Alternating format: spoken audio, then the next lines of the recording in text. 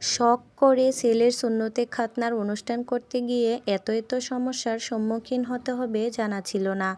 কথায় আছে না, শখের তোলা ৮০ টাকা। আর এদিকে লাখ লাখ টাকা খরচ করার পরও আসলো যত বাধা। অবশেষে সব বাধা বিপত্তি অতিক্রম করেই অনুষ্ঠানটি সম্পন্ন হয়েছে আলহামদুলিল্লাহ। হ্যালো এভরিওয়ান, আসসালামু আলাইকুম। সবাই কেমন আছেন? আমি সাদিয়া ফ্রেন্ড, সাদিয়া মিন্স টিনি ওয়ার্ল্ড থেকে সবাইকে জানাচ্ছি অনেক অনেক ভালোবাসা। বলছিলাম আমার দেবরের ছেলে রায়ানের সুন্নতে খাতনার অনুষ্ঠানের কথা। আসলে এত সুন্দর করে ছাদের উপরে ডেকোরেশন করা হয়েছিল হলুদের প্রোগ্রামের জন্য, সব কিছুই ঠিক ছিল। কিন্তু সন্ধ্যার পর আমরা যখন পার্লার থেকে আসি, এসে দেখি সবারই মন খারাপ। মন খারাপের একটাই কারণ ছিল, এত সুন্দর সব কিছু করার পরও কিন্তু অনুষ্ঠানটি এখানে করতে পারছে না। কারণ মিউজিক সিস্টেম বাজানো একদমই নিষিদ্ধ ছিল। এলাকার যে কমিটির লোকজন ছিল ওনাদের পক্ষ থেকে একদম নোটিশ এসে গিয়েছিল যে মিউজিক সিস্টেম একদমই বাজানো যাবে না। ওনারা কিন্তু আগে থেকে কোনো কিছুই জানায়নি। আমাদের অনুষ্ঠান কিন্তু ১ সপ্তাহ আগে থেকেই লাইটিং করা হয়েছিল, রাস্তাঘাট, বাড়ি সব কিছু। তো এটাই সবার চোখে পড়ে যায়।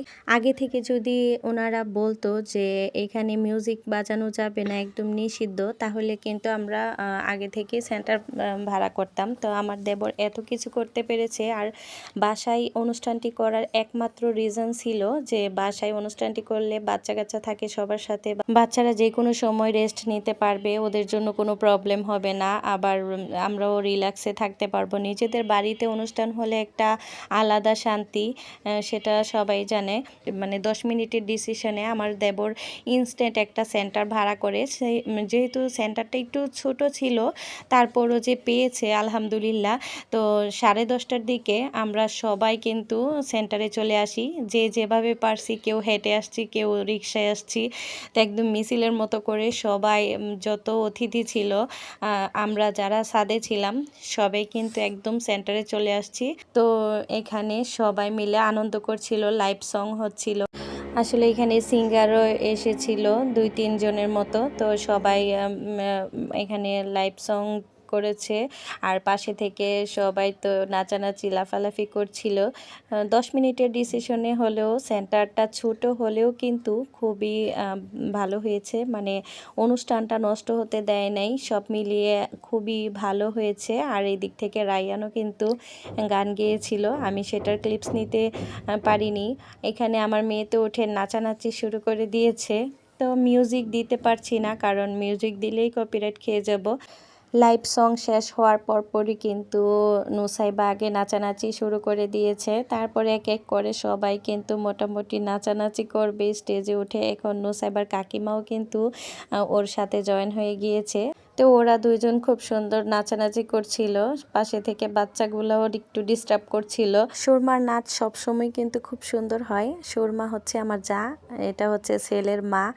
আসলে ছেলের বিয়েতে যদি অনুষ্ঠান তেমনভাবে করতে না পারবে, কিংবা আমরা বেঁচে থাকবো কি না, কে বাঁচি কে মরি, সেজন্য কিন্তু ছেলের মা কম বয়স থাকতেই ছেলের জন্য একদম বিয়ের অনুষ্ঠানের মতোই করেই অনুষ্ঠানটা করার চেষ্টা করেছে। শুধুমাত্র একটা বউ বাকি ছিল, আর বাকি সব কিছুই কিন্তু ঠিকঠাক মতন করেছে।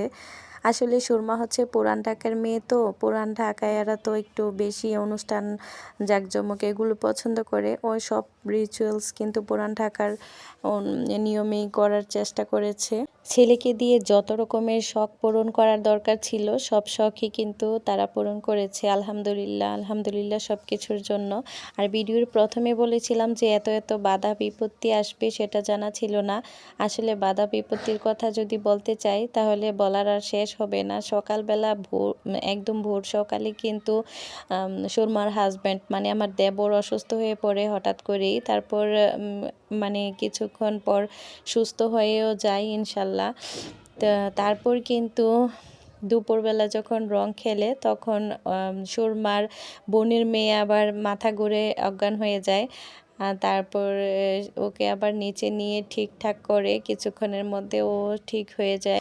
সন্ধ্যাবেলাতেও নোটিশ এসেছিল যে মিউজিক সিস্টেম বাজানো যাবে না। আমার দেবর অনেক করে রিকোয়েস্ট করেছিল মাত্র 2 ঘন্টা সময় দেওয়ার জন্য, যে 2 ঘন্টার মধ্যে আমাদের অনুষ্ঠানটা কমপ্লিট করে ফেলবো, কিন্তু সেটাও করতে দেয়নি। তো যাই হোক, সব মিলিয়ে কিন্তু আমাদের অনুষ্ঠানটা কিন্তু ঠিকই আনন্দ হয়েছে, খুবই সুন্দর হয়েছে আলহামদুলিল্লাহ। তো অনুষ্ঠান শেষে কিন্তু একদম ভোর রাত হয়ে গিয়েছিল, 3টা-4টা বেজে গেছে। তো সবাই একসাথে বের হয়েছি আমরা একদম মিছিলের মতো করে হেঁটে হেঁটে, তারপর বাসায় পৌঁছেছি। আর মাঝ রাস্তায় এসে অনেকে সিএনজি পেয়েছে, অনেকে রিক্সা পেয়েছে। তো এক একটা রিক্সায় 4-5 জন করে বসে তারপর আসছি। তো যাই হোক, আমরা কিন্তু হাঁটতে হাঁটতেই পৌঁছে গিয়েছিলাম। অনেকেই মানে রিক্সা পাই নাই, কিছু পাই নাই। তো হাঁটতে হাঁটতে একদম বাসার কাছে পৌঁছে গিয়েছি। তো এটারও একটা স্মরণীয় ঘটনা হয়ে থাকবে সারাটা জীবন।